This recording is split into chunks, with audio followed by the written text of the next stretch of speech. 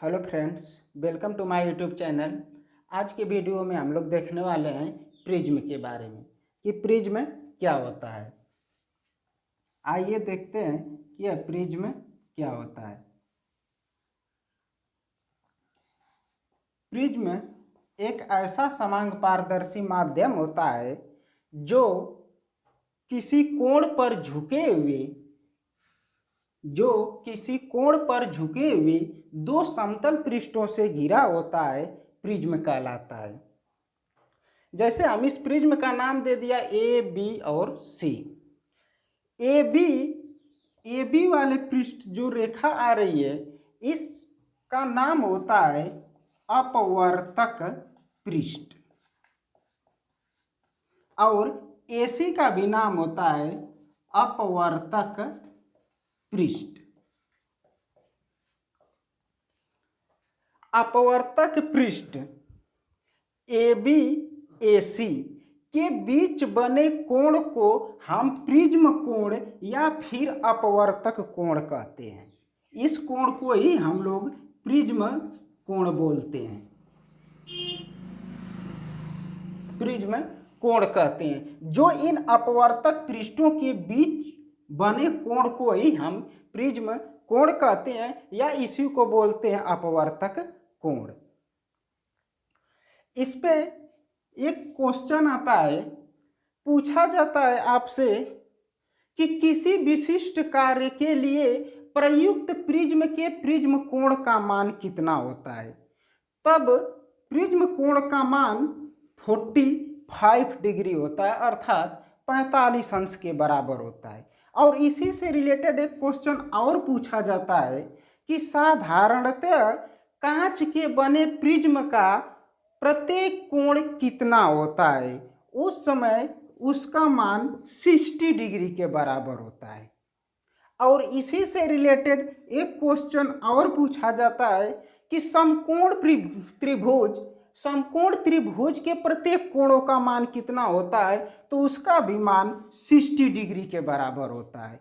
और एक क्वेश्चन यहाँ से फिर पूछा जाता है कि पतले प्रिज्म के लिए प्रिज्म का कोण कितने डिग्री से कम होना चाहिए। यह क्वेश्चन बहुत ही इंपॉर्टेंट होता है। पूछा जाता है कि पतले प्रिज्म के प्रिज्म कोण का मान कितने डिग्री से कम होना चाहिए, तो वह 10 डिग्री से कम होना चाहिए।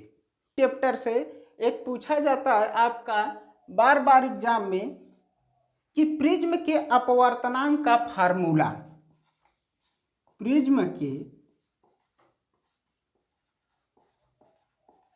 अपवर्तनांक का सूत्र, यह पूछा जाता है एग्जाम में। तो अब प्रिज्म के अपवर्तनांक का सूत्र होता है n बराबर sine del m plus a upon 2 पूरे के बटे साइन a बाई 2। यह हमारा प्रिज्म के अपवर्तनांक का फार्मूला होता है, जहां ए जो होता है यह हमारा प्रिज्म कोण होता है,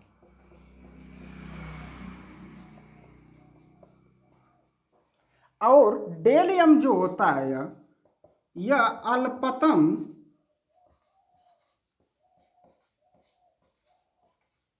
विचलन कोण होता है। ये हमारा प्रिज्म कोण होता है, डेल एम अल्पतम विचलन कोण होता है। इसी से रिलेटेड एक क्वेश्चन और पूछा जाता है कि पतले प्रिज्म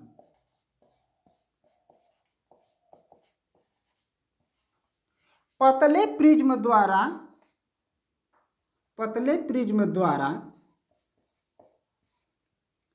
उत्पन्न अल्पतम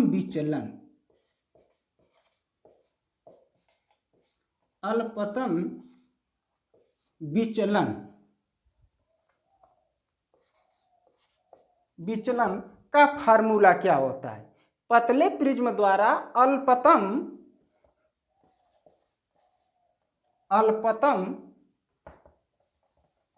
पतले प्रिज्म द्वारा अल्पतम विचलन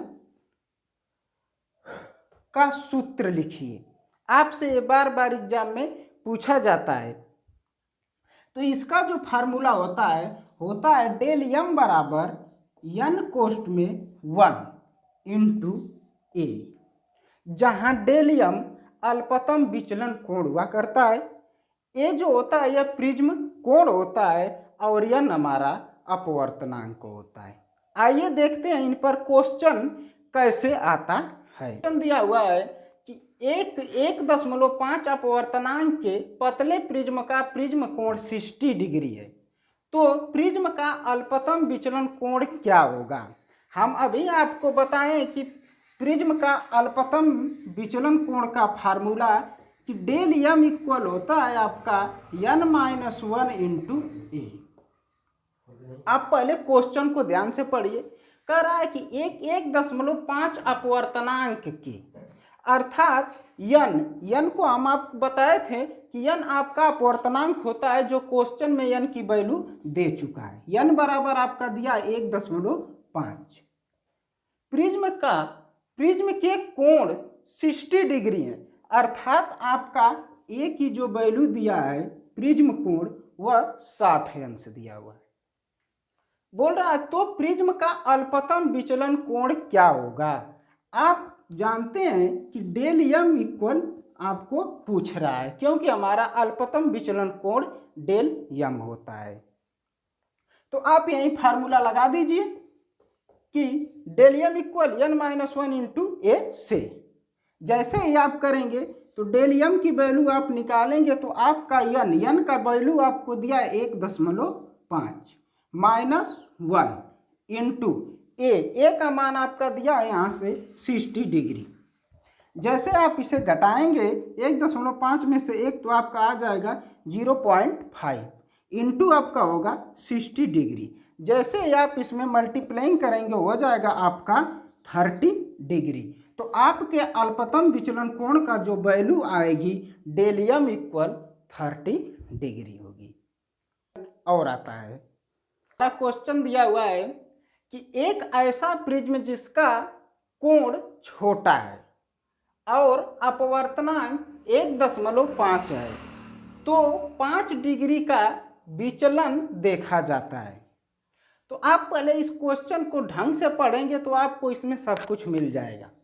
दे रहा है कि एक ऐसा प्रिज्म जिसका कोण छोटा है, अर्थात प्रिज्म का कोण जो है प्रिज्म कोण वो छोटा है और अपवर्तनांक 1.5 है, तो 5 डिग्री का विचलन देखा जाता है। आइए देखते हैं। हमारा अपवर्तनांक n का मान दिया है 1.5। ये जो 5 डिग्री का विचलन दिया हुआ है, ये विचलन कोण दिया हुआ है, डेल यम की वैल्यू दिया है 5 डिग्री। और आपसे पूछ रहा है कि एक ऐसे प्रिज्म जिसका कोण छोटा है, अर्थात आपका प्रिज्म कोण कितने अंश से छोटा होता है, यह चीज आपको पूछ रहा है। तो आप फार्मूला जानते हैं कि डेल यम इक्वल होता है n-1 इंटू ए। बस इसी पर रख दीजिए। आपके डेल यम की मान दिया हुआ है 5 डिग्री रख देते हैं। n का मान दिया हुआ है आपका 1.5 रख दिए हमने -1 इंटू ए। इसी का हमको मान चाहिए। तो आइए हल करते हैं। 5 डिग्री इक्वल टू, जैसे इसमें से इसको आप लेस करेंगे आपका आ जाएगा 0.5 इंटू ए। आपको इसकी वैल्यू चाहिए, इसको इधर भेज दीजिए, हो जाएगा आपका 5 डिग्री अपान 0.5 इक्वल टू ए। नीचे आपका दशमलव लगा हुआ है, तो आप ये जानते हैं कि दशमलव को एक अंक पर है, तो दशमलव को हटाने के लिए हम ऊपर नीचे 10 से गुणा करेंगे इक्वल टू ए। जैसे ऊपर आप मल्टीप्लाइंग करेंगे आपका 50 हो जाएगा, और नीचे जैसे आप मल्टीप्लाइंग करेंगे आपका यहाँ पे 5 हो जाएगा 0.0 जैसे करेंगे 10 5 50, पॉइंट एक स्थान पर हो जाएगा 5 सीधे इक्वल टू ए। आप जैसे इसका भाग इसमें देंगे तो आपका आ जाएगा ए इक्वल टू 10 डिग्री। अर्थात आपका प्रिज्म कोण, जिसका कोण छोटा है पूछा है, वह प्रिज्म कोण 10 डिग्री से छोटा होना चाहिए। तो हमारा अगला सवाल क्या है, कह रहा है कि कांच के एक प्रिज्म का कोण 60 डिग्री है तथा अल्पतम विचलन कोण 39 डिग्री है, तो कांच का अपवर्तनांक ज्ञात कीजिए। पहले बात तो जो क्वेश्चन में दिया है उसे लिख लीजिए और जिसका मान पूछ रहा है उसके बराबर क्वेश्चन मार्क लगा दीजिए। तो आइए जो दिया उसे पहले हम लिखते हैं। कह रहा है कि प्रिज्म का कोण 60 डिग्री है, अर्थात ए का जो मान है वो 60 डिग्री दिया हुआ है, तथा अल्पतम विचलन कोण का मान अर्थात डेल एम की जो वैल्यू दिया है यह 39 डिग्री दिया है। तो कांच का अपवर्तनांक ज्ञात कीजिए, अर्थात एन की वैल्यू ज्ञात कीजिए। तो अब आपको प्रिज्म कोण पता रहता है और अल्पतम कोण पता रहता है, तो आपसे अपवर्तनांक पूछता है तो सीधे से फार्मूला लगा दीजिए। एन बराबर आपका होता है साइन कोष्ट में डेल एम प्लस ए अपान 2 पूरे के बटे साइन ए बाई 2 से आपका अपवर्तनांक निकल जाएगा। निकालिए। N equal sine del m का मान आपका दिया है 39 डिग्री प्लस ए जो आप प्रिज्म कोण दिया आपका 60 डिग्री पूरे के बटे 2 होल अपान साइन ए का मान आपका दिया है 60 डिग्री अपान 2। जैसे आप इसे करेंगे आपका होगा साइन, जब आप इन दोनों को जोड़ेंगे 39 और 60 ये मिलकर के हो जाएंगे 99 डिग्री अपान 2 पूरे के बटे आपका हो जाएगा साइन 30 डिग्री। जैसे इस 2 का भाग देंगे 60 में आपका आ जाएगा 30 डिग्री। आप इसे और हल कर लीजिए, ऊपर हो जाएगा आपका साइन, जैसे आप इसका भाग देंगे तो हो जाएगा आपका 49.5 डिग्री पूरे के बटे हो जाएगा आपका साइन 30 डिग्री। 0.5 की वैल्यू और 30 अंश की भी मान दिया हुआ है, जो हम इसकी वैल्यू रख देते हैं और हमारा अपवर्तनांक का मान निकल जाएगा। साइन 49.5 अंश का मान हमारा दिया है 0.76 बटे 30 डिग्री की वैल्यू साइन 30 अंश का मान दिया हमारा 1/2।